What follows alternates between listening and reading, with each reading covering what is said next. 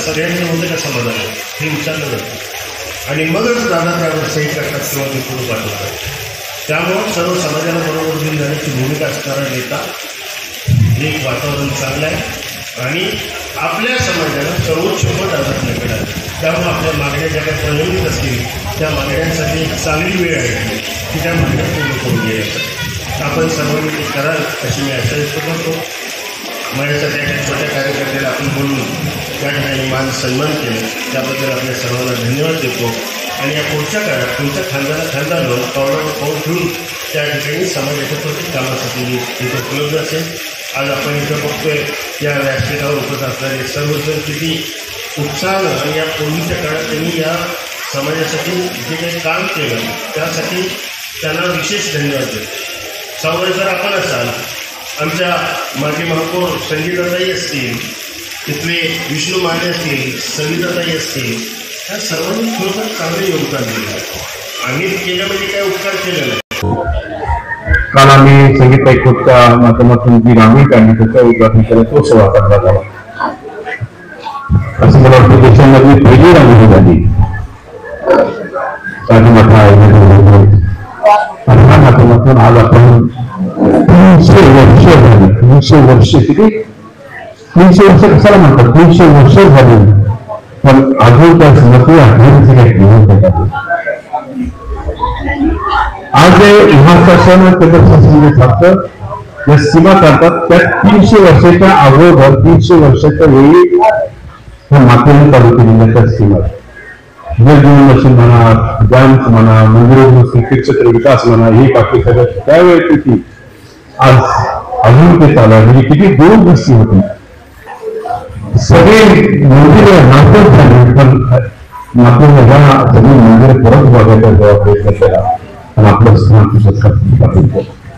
अशा राजमाता ह्या लोकांच्या आज जयंती मी त्यांना वंदन करतो आणि सर्वांना सांगली नगरीच्या सगळ्या लोकांना मी ह्या दिवशीच्या निमित्तानं शुभेच्छा देतो. राजमाता अहिल्यादेवी होळकरांची 300वी जयंतीला साजरी होते. सांगली दिवस या मोठ्या सकाळपासून मोठ्या उत्सवाला साजरी होती. विविध ठिकाणी ही जयंती होते. आज या स्वर्गाच्या ठिकाणी या जयंतीला उद्या उपस्थित असलेले आपले मोटिवेटर आणि मोटिवेटर आता तसंच सांगितलं की योजना करते याची भूत ऐनवेळी 300 वर्षापूर्वी रोवलेली आहे. त्यामुळं आपण त्यांना आज अभिवादन करतोय. या निमित्ताने सगळ्याला शुभेच्छा देतो आणि विचारलेल्या विनंती करून त्यांनी शुभेच्छा. 300 वर्षापूर्वीचं कार्याचं जे शासन आज करायचा प्रयत्न करते, जी शासनाची जबाबदारी आहे, आपला इतिहास जिवंत ठेवणं, सांभाळून ठेवणं, पुढच्या पिढीसाठी देवधर्म देवळं ही आपली विरासत आहे, जी राखून ठेवण्यात आपल्या पूर्वीच्या लोकांना यश आलं. आणि म्हणून आपली संस्कृती काय, आपला जन्म कसा झाला, कुठल्या पिढीत झाला आणि पुढे आपले संस्कार आपण पुढच्या पिढीला कसे द्यायचे हे आपण आज दाखवू शकतो, पुढच्या पिढीला सांगू शकतो.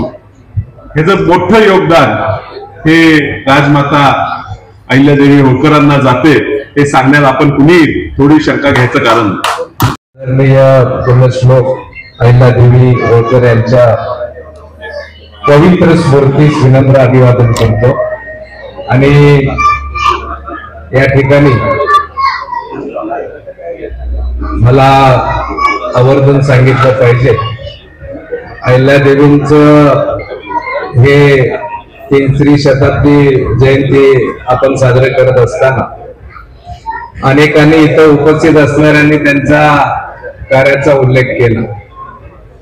ज्याप्रमाणे पुरुषांमध्ये आपल्या राज्यामध्ये नव्हे तर देशामध्ये छत्रपती शिवाजी महाराज एक आदर्श प्रशासक म्हणून ओळखले जातात, त्याच पद्धतीनं स्त्रियांमध्ये देखील एक आदर्श स्त्री प्रशासक म्हणून अहिल्यादेवी होळकरांचा आपल्याला उल्लेख करावा लागेल.